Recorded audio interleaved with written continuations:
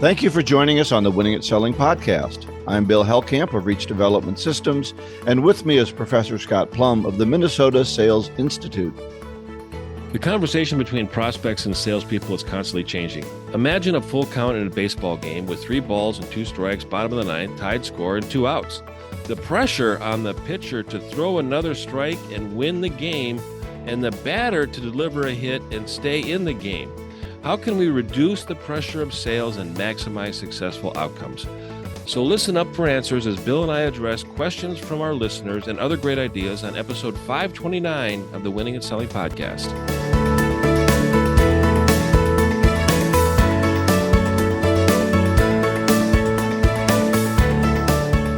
Wow, a little baseball analogy there. Yeah, it's that time of year, isn't it? It is. It is. My beloved twins are descending quickly toward the basement, so we're hoping that they can hit the up button on the elevator here. It's their belief system. Do they deserve deserve to win? I mean, I don't know. Yeah, that's all right. It doesn't make or break my life, so I enjoy it. But I am interested always in people whose lives are ruined if their team loses. Oh, God, I know. They get so emotionally attached to it. And it's like, no, I don't think so. And yet, no matter how emotionally attached, the team still makes them pay to come and see them play. Wow, and pay loyalty. And pay $12 for a beer. But anyway.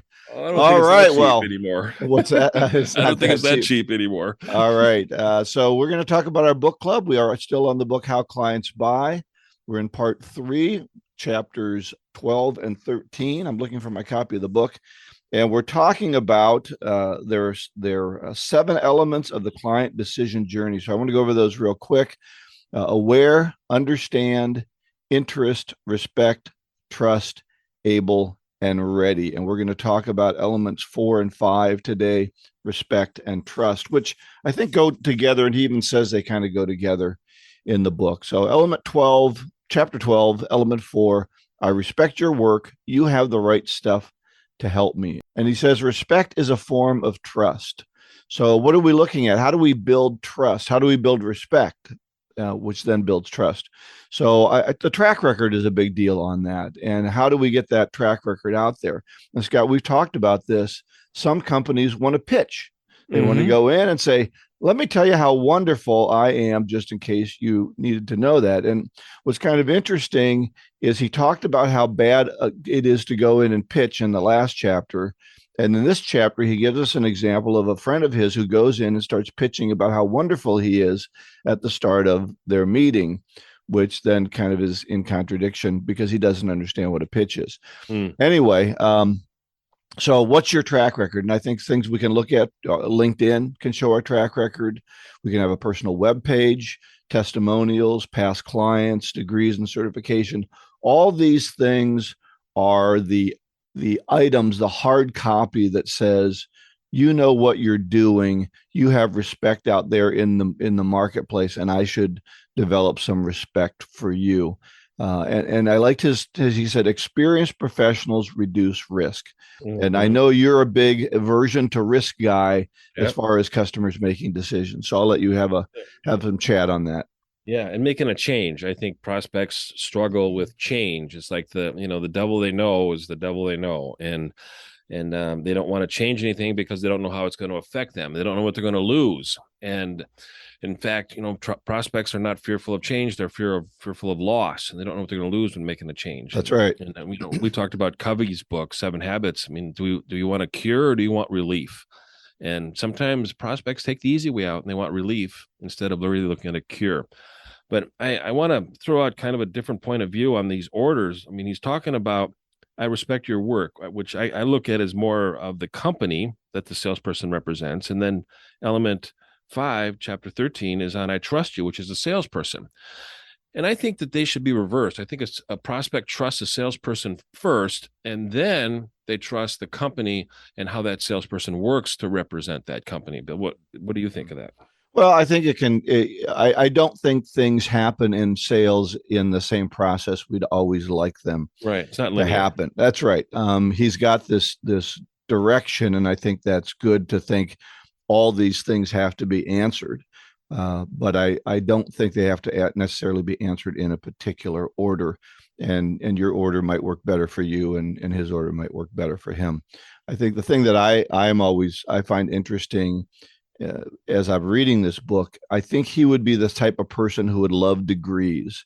If you have your master's Oh, degree, right. that's Yeah. very important. And if you have your doctor, if I call you a Dr. Vinny Boomba, boy, that's all the big rage. And I think these colleges have failed in what they're doing, but we still give them value that they don't necessarily deserve anymore.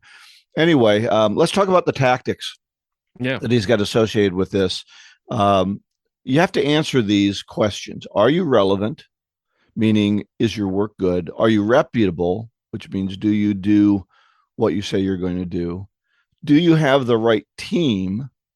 And who else is going to help you? And then what is your experience and expertise? So I think those are good questions that you have to be ready to answer. Some of those answers, like "Are you reputable?" Can come out in the conversation, and I think in the way that you ask questions and the way that you do discovery helps them feel that you know the direction that you're going with this process. Yeah, I totally agree. I think the system that you use for qualifying and onboarding shows experience. It shows that you're really getting all of the attributes together, making sure that they're all defined before a client goes through a risk of changing. And the more confidence they have that things are going to be defined, the easier it's going to be for them to make the change and feel comfortable and not as stressed out about it too. I know when I've done discovery, quite often people will say, I never looked at it that way before, or I never Mm-hmm. thought of it that way before. And I think that builds this respect that says you're relevant. Sometimes you weave in, by the way, in your questioning. As they answer a question, you say, well, I worked with a company and this was a situation that they had and we dealt with it this way. Is that kind of what you're dealing with? And so you don't have to say, let me tell you all about myself, Right, right. but you weave in stories. And I know we've talked about story selling in the past. You weave in examples, you create testimonials in the way that you have this conversation, and that builds up reputability in the mind of the client, because they're taking that in, and it's not this list of clients, but as you go through examples of situations that you've dealt with before, they say, if he's dealt with that before, if she's dealt with that before, she must be able to deal with that again. Right. Yeah. Context. It creates context, That's right. which I think is real important. I think in this chapter, also sharing who you follow as a salesperson, who you admire, what blogs or authors that you are taking information from as the source and the leader of an industry or of a role. And I think that tells the prospect who has the greatest influence on you, or the people that you mentor and model. I was working with a company last week on hiring a new salesperson, and I asked every candidate that they brought in, I said, I'm kind of curious, where do you get your sales training or knowledge or techniques, or how do you develop your skills professionally? And they go, well, I got a lot of books. I go, well, really, what book have you read? Well, if you would have told me to add, I would have taken a picture of all the books and showed you what books I've read. The I books go, I own. yeah, really? And I go, really? I go, wow. So I understand. I apologize for putting you in that situation, but if you cannot even name the book, how can you name anything in the book that you applied on a daily basis? And then he says, well, I do listen to a podcast. I go, oh, really? What podcast do you listen to? And he rattles off the podcast. And I'm going, oh, okay, well, that's informational because it's a very assertive, not even assertive, aggressive sales author. And this is not the culture of the company. And the owner of the company didn't know who that podcast was. And later I had to explain. And the owner of the company goes, I'm not sure that guy's a good fit. And I go, I agree. So, that's a way to commit to the profession that you're in by making a public commitment to attend a networking group or to listen, to develop yourself to become better at your skill. So Chapter 13, element 5, I trust you. You have my best interests at heart. And I think this is a big deal. This is when you help them understand that you're not just doing this for money. You're not just doing this to get a commission. You're doing this because you truly think it will help this client do better? Whatever you're selling, whether you're selling consulting services, which is what he talks about in this book, or you're selling a new widget for them to put into their piece of equipment, you have to really feel that you're going to be selling the best piece of equipment. I know I've been in classes before. I was in a class once with a local company that sold ERP systems, and the guy had come from Oracle, and he kept talking about how wonderful Oracle was. And basically, the sales manager at the end of the class gave him a chance to go back to Oracle if Yeah. he really because Right. he really didn't seem to think that the new company was as good as Oracle. Right. So Right. go. Yeah. Yeah. Anyway, okay, so he told a great story about interviewing soldiers who fought for their buddies more than for this great cause. It was Hmm. so important who I was in the trenches with, and what they felt about me and how they thought about me was much more important than this great overreaching cause that I had, because I trust this person to watch my back.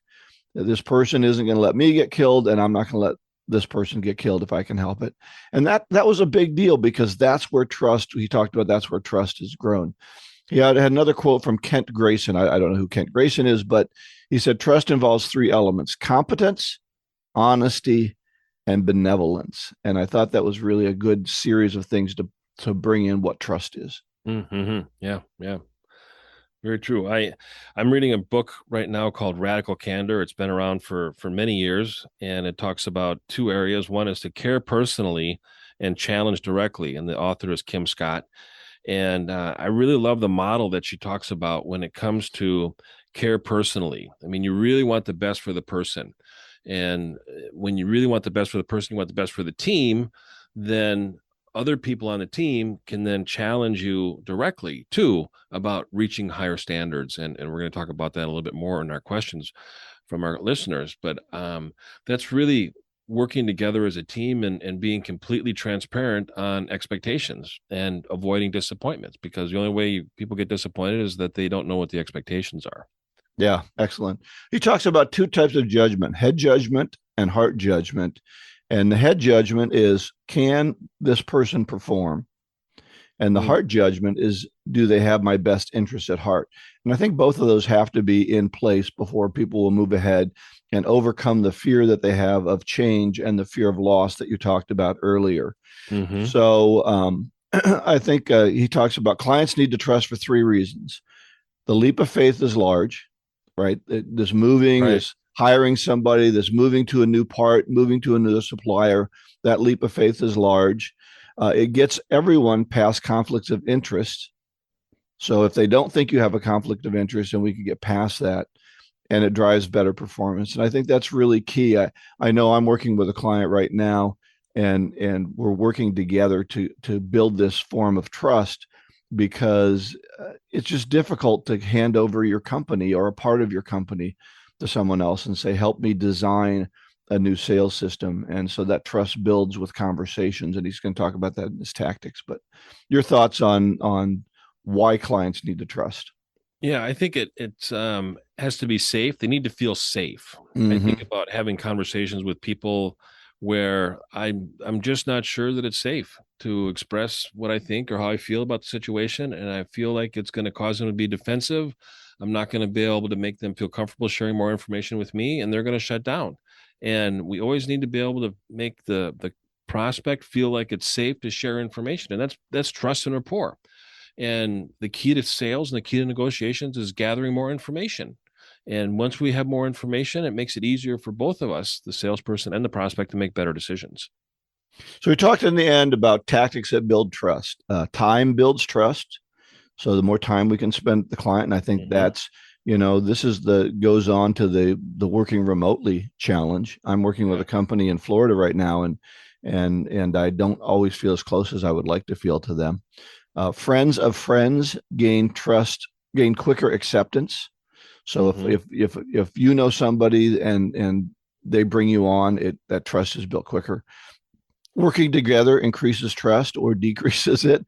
I put the or Yeah. decreases it. If Yeah. I don't like the way you work, I can decrease trust. Right. Right. And so, kind of like that salesperson you were talking about, what they're reading, Right. how they're building it, Yeah. it decreased trust.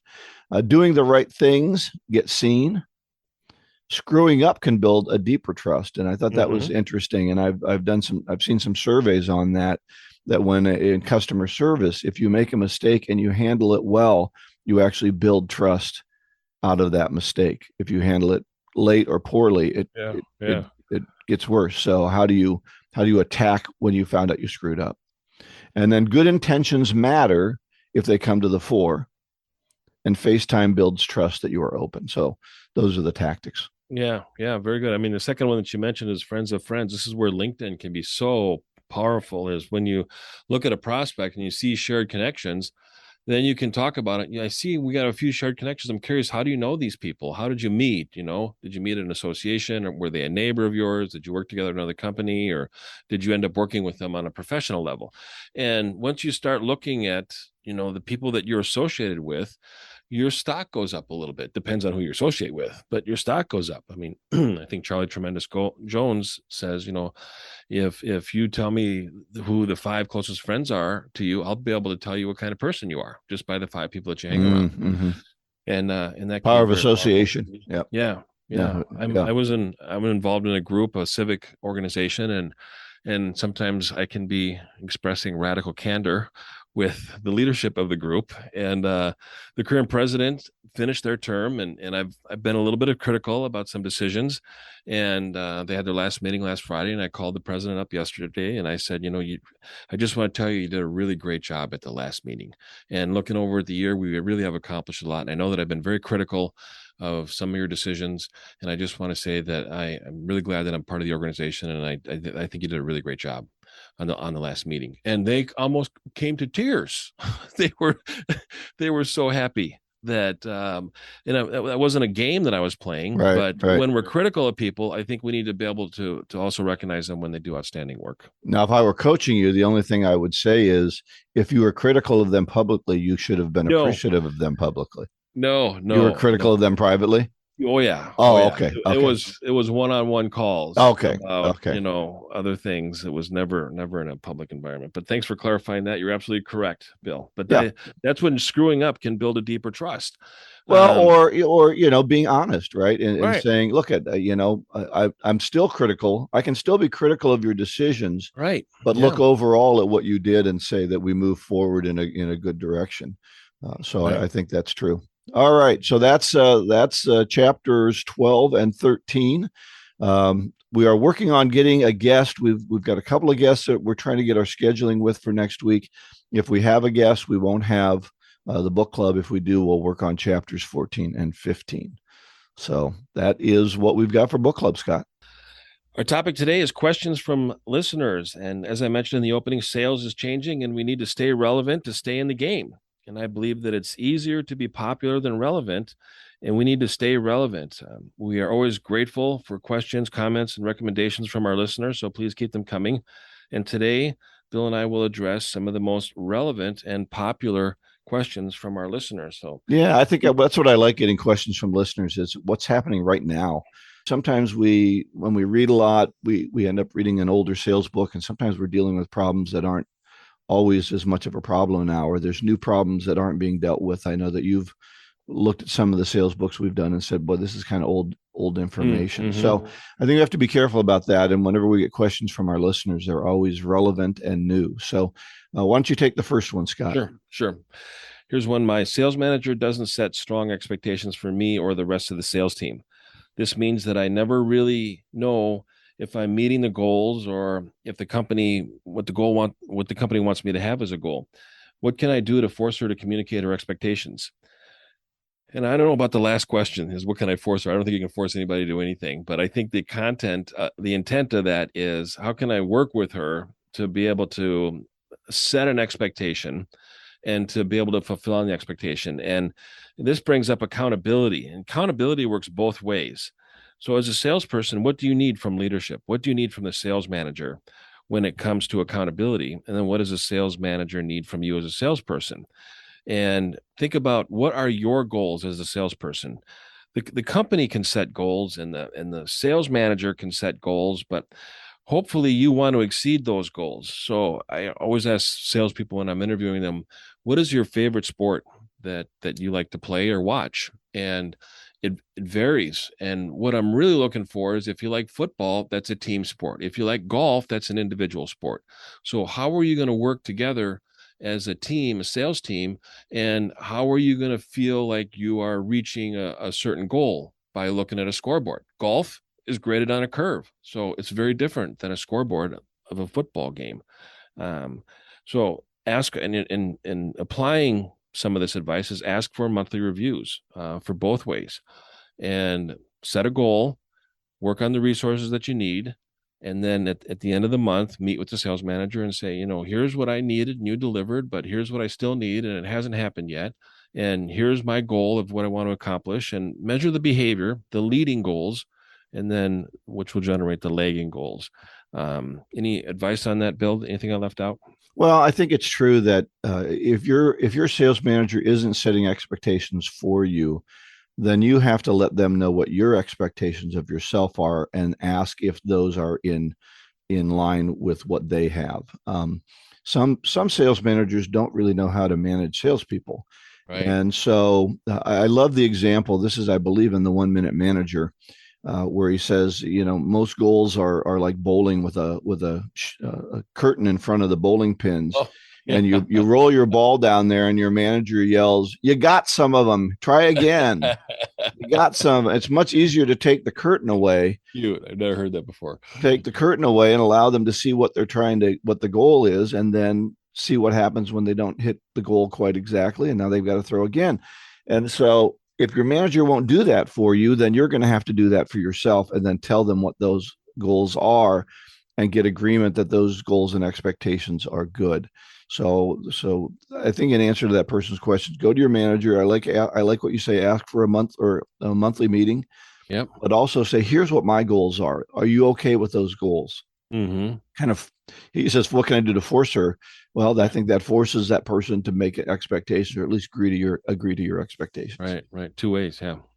All right. My first question is, my company is asking us to do more outbound calls for sales development. I understand their goals, but it's frustrating to make tons of calls and only get a couple of appointments. Most of my sales come from marketing leads and calls from past customers. Shouldn't I quit wasting my time cold calling and concentrate on working these leads? Well, it all depends on what your job is. If your job is to generate business, you only have a couple of ways to do that: networking and outbound calls. And so, whatever you need to do to create that new business from your standpoint is what you need to do. But making calls is part of the overall marketing plan. Do you think that every ad we put out there in the marketplace, 5 people call us on it? Most of the ads that we send out there in the marketplace don't even get looked at or get glanced at and moved past because there's not an interest. Outbound calling is the same thing. Obviously, it's easier to sit around waiting for the phone to ring, but Mm-hmm. your job is more than that. Your job isn't to wait for the phone to ring and work with those leads. Now, if you've got so many leads that you're getting their 10 or 15 appointments a week, then you probably don't need to do those outbound calls. But if you're out there working on 5 appointments a week, well, your goal is to make the other 5 through your outbound calling. So calling's one way. Find other ways to develop new customers, but it's still your job. Otherwise, you're only half a salesperson. You're the closing half. Right. Yeah. I think leveraging the conversations to have multiple outcomes is also a good way of looking at it. Can you get a referral when you have a conversation with somebody? Can you ask for an introduction, or 5 other people that they may know that you'd feel comfortable, they'd feel comfortable introducing you? So maximize that. But yeah, you got to keep calling, and you got to be proactive. And sometimes salespeople can get reactive, and they'll say, "Here's what happened to me yesterday," not "Here's what I'm going to make happen today."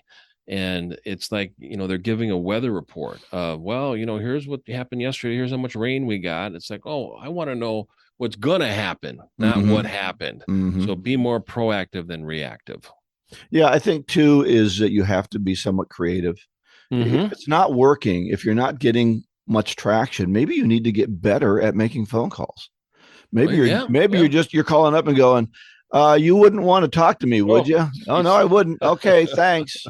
So, what's your wording? What's your vocabulary? What's your Yeah. message that you're sending? All those things are important. Maybe you're doing a lousy job. Maybe you could, but I know, Scott, you've talked in the past. You and I have both done cold calling. Yeah. If I can, out of 40 or 50 calls, if I can actually talk to 10 of them, that's good. Mm-hmm. And if that conversation can go somewhere with two or three of those 10 that I talked to, those are good numbers. You're making Yeah. something happen. Right. Right. If you do that every day, just look at what you do within a week. I mean, That's right. that's moving the ball down the field. Well, I think too, a lot of people, they do it, once a week. They never really get good at it. They never really get a rhythm. They never really get exceptional at making those calls because they're doing it under duress. Mm-hmm. I'm supposed to make 5 minutes worth of calls. So tick, tick, tick, timers on, and I do it as fast as I can. So you could Yeah. do it better. Perhaps you could do it better. Right. Right. It's an opportunity, a learning opportunity, as they say. I have one from a salesperson that says, as I get to the end of the sale, and I imagine that this is like the quote or the proposal, and start to work out the details, I run into the same objections every time. It's price, shipping, terms, and how the inventory will be carried. Anyway, how can I deal with these issues better? And I think that this is really analyzing your sales process and gathering as much information as possible upfront before you do a quote. I find that when people are seeking information, they're also more comfortable sharing information because they can give information and gather information, and it works both ways. And get as much as you can before you do the quote. Also, find out what their criteria is when they're making a decision. What are they looking for? And then past vendors that they've worked with. How have past vendors covered some of these terms and conditions of a sale? And why has it changed if they're the same terms and conditions as the previous vendor? So find out more about the interest underlying the position that they're taking is that they want to make a change, but find out the interest as to why they want to make a change. And I think it's going to make it easier for you to be able to deliver on the expectations. Anything you'd like to add on that one, Bill? Well, I find it interesting. They say I run into the same objections every time. If you run Mm-hmm. into the same objections every time, you better figure out how to deal with them earlier in the sales cycle rather than waiting till the proposal. Running Mm-hmm. into these questions means that you're not doing the things up front, as Scott said, that help you dig out what these objections are going to be so they can be dealt with much earlier in the cycle. Every time you deal with objections late in the cycle, they're much more difficult to True. deal with because now they're objections to the sale rather than a conversation about how we're going to work together more effectively. Mm, mm. So deal with Wow. them much earlier in the sale. And if you know what they are, then you ought to start making your presentation dealing with shipping terms, price, and how the inventory is carried much earlier. Right. No, that's good. I mean, a question, an objection is just an unasked question. So how are we creating these objections based on what we're saying or not asking earlier in the sales process? So very good Yeah. point. Yeah. Sometimes instead of being firemen, we're arsonists. Yeah. We create the problem ourselves. So, Right. Right. That's so true. all right. Just got a couple more minutes Yeah. left. It seems that people are less likely to answer the phone. How do you deal with this? I think they're saying that in these days, now that we're post All COVID right. and stuff, I think that's true. I'm finding in my calls that people are less likely to answer the phone. Um, I don't think I'd let you off the hook, however. So one, you can call, you can continue to call, but there's also a variety of sources that you have as ways to touch base with people. I Mm-hmm. don't think everybody answers the phone anymore, but will they text with you? Will Maybe. they answer an email? Would they respond to a letter? Try different ways to get hold of them and see what they respond to. And then that's their way of communicating. And now you're responsible for changing your way of communicating to match with their way of communicating.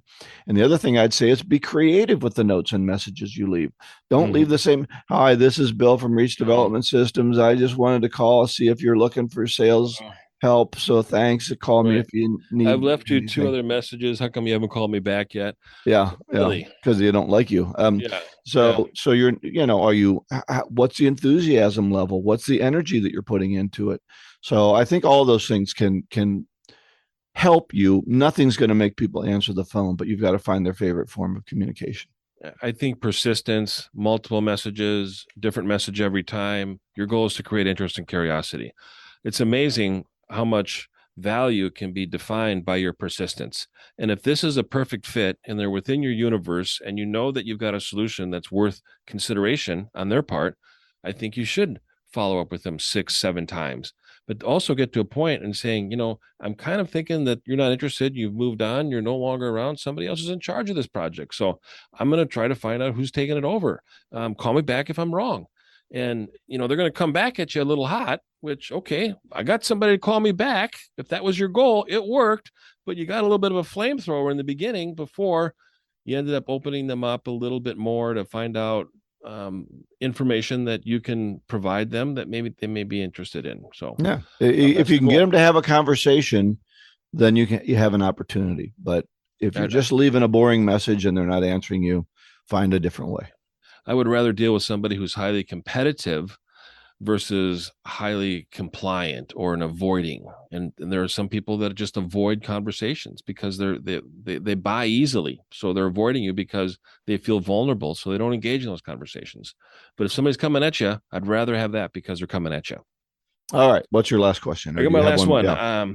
I've heard you talk about a price buyer and a value buyer. What's the difference? And I think that can be the criteria as to what they're looking for. And think about, asking them a question. Are you looking for the lowest price or the best value? And I think in most cases, prospects will say, we're looking for the best value. And you can say, okay, now what does that mean to you? What would be the best value? What could we do to work together for us to be able to provide you the most benefits that you would find valuable and to be able to understand what that criteria is? Now, widen the scope a little bit and think about your prospect's customer or your customer's customer when you're offering different value and how you can really make your customer look good by providing something value added to their customer. And that's something that, prospects are looking for these days. And that's some of the things that they buy too. Yeah, I think it's interesting. We can ask that question and get lied to. Sure. And how they and what they drive toward at the end as you start to discover those values, but then they aren't willing to pay more for them, then they're really a price buyer. Right. Meaning they're going to try and drive you down in price. And a lot of times this happens with procurement, but they're going to try and drive you down in price and say, we really don't care about those values. So Scott's absolutely right. Establish those values beforehand. Again, like our previous discussion, once we get into the negotiation, it's too late to establish value. Right. They won't tell you what it is because they are afraid they'll have to pay more. Mm-hmm. So you have to establish that value early, and then you have to keep driving toward it. And if they won't recognize it later in the process, then you really had a price buyer, even though they said they were a value buyer. Mm-hmm. And if you're not the lowest price, run away from price buyers because you're never going to get them. And if you do, you're going to drop your shorts and you're going to sell them something cheaper than you should just to get the deal, and you're going to lose money on it. So be careful about that. Yeah. Good advice, Bill. All right. My last one is I recently lost a big sale because an influencer that I didn't know about came in at the end and vetoed the deal. What should I have done differently? Well, I think that a lot of challenges that salespeople face at the end of the deal happen because of something they forgot to do early in the process. Mm-hmm. You talked about finding out what the values are. That's important. I think also finding out who the players are is important. Few salespeople try to discover the full cadre of influencers that will affect the sale.